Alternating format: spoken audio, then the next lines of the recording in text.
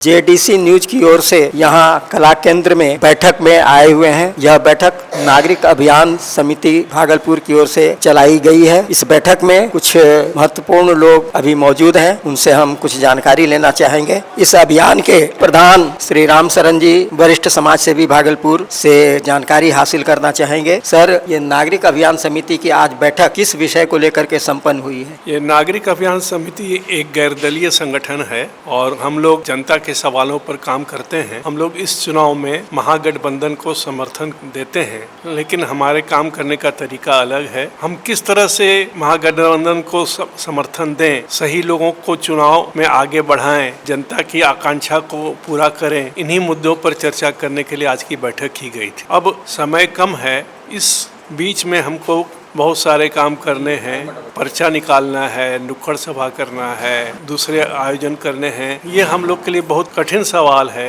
बिहार में विगत 20 वर्षों से एक ही सत्ता का शासन चला आ रहा है, जबकि लोहिया जी कहते थे कि सत्ता को बदलते रहना जरूरी है, जिस तरह से कि रोटी को उलट पुलट होना चाहिए। लेकिन ये सरकार जो है 20 साल से एक तरह की तानाशाही लागू किए हुई है, जिसमें जनता के प्रतिनिधियों का कोई मूल्य नहीं है। नौकरशाही महत्वपूर्ण हो गई है और हर जगह भ्रष्टाचार फैला हुआ है। किसी भी कार्यालय में जाइए, पुलिस थाने जाइए, कोई भी काम बिना पैसे के नहीं हो सकता है। यहाँ तक कि बड़े बड़े पुल जो बनते हैं वो बनते बनते गिर जाते हैं और ठेकेदारों पर कोई कार्रवाई नहीं होती है। जिन लोगों ने इस सरकार को समर्थन दिया, अल्पसंख्यकों ने भी समर्थन दिया, लेकिन वक्फ बिल के सवाल पर सरकार बदल गई। जिस तरह से बुनकरों की हालत खराब है, झुग्गी झोपड़ी की हालत खराब है, जो किसानों की हालत खराब है, इसके बारे में सरकार कुछ सोच नहीं रही है, कुछ कर नहीं रही है। इसी के कारण बिहार में बेरोजगारी इतनी ज्यादा है। इन सब का समाधान होता तो बिहार के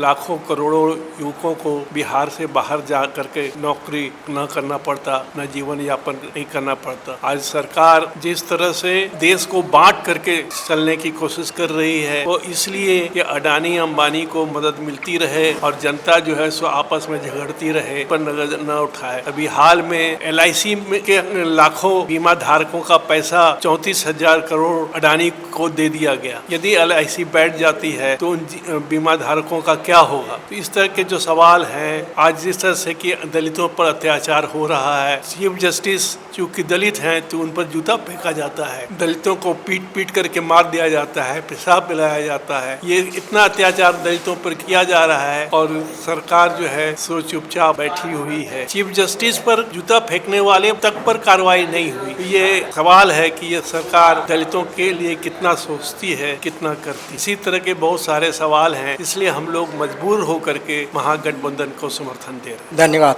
हमारे बीच नागरिक अभियान समिति के और सदस्य लोग बैठक में शामिल हैं। ये अपना परिचय देते हुए आप अपना विचार को देंगे। ये वास्तव में ये समिति की जो बैठक हुई है अभियान नागरिक अभियान की, इसमें बहुत सारे मुद्दे के बारे में तो कह दिया गया है, आप कुछ विशेष मुद्दा बताएं। भी जिस बैठक में हम लोग आए, नागरिक अभियान समिति है और यहाँ जो बैठक हुई उसमें तय करना था कि किसको सपोर्ट करना। हम लोग के जो सर्वसर्वा है ये राम शरण जी हैं और हम लोगों ने सर्वसम्मति से तय किया है कि वर्तमान जो चुनाव की स्थिति और परिस्थिति है, जो हालात है, उसमें सारे संगठन में सर्वसम्मति से पास हुआ कि भागलपुर जिला में महागठबंधन के जो भी उम्मीदवार हैं, चाहे कांग्रेस के अजीत शर्मा हो, किसी भी पार्टी के, नाथनगर के जेड हसन साहब हो, पीरपैंती के रामविलास पासवान, जो भी महागठ और जहां CPM CPI के भी उम्मीदवार हैं, जो भी उम्मीदवार महागठबंधन के हैं, हम लोग सब मिलकर उनका साथ देने का काम करेंगे। यही बात हुआ है और हम लोग इसी पर कटिबद्ध है। ये वर्तमान हालात की जरूरत है, यह आवश्यकता है, ये बिहार की आवश्यकता है, भारत की आवश्यकता। धन्यवाद। अभी आपने नागरिक अभियान समिति के बैठक में भाग लेने वाले कुछ सदस्यों की बातों को आपने सुना और